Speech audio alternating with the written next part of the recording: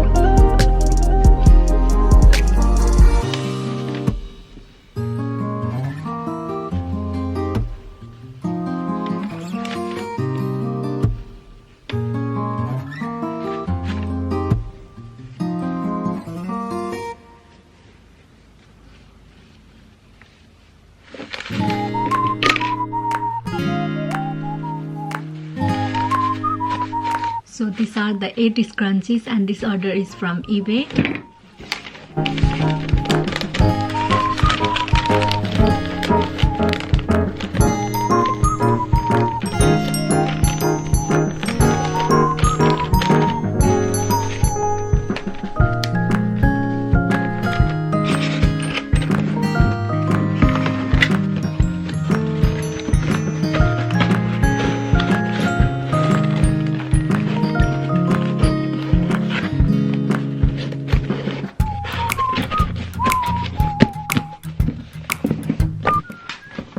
And this second order is from Etsy and this is 3 scrunchies, so I'm going to pack them.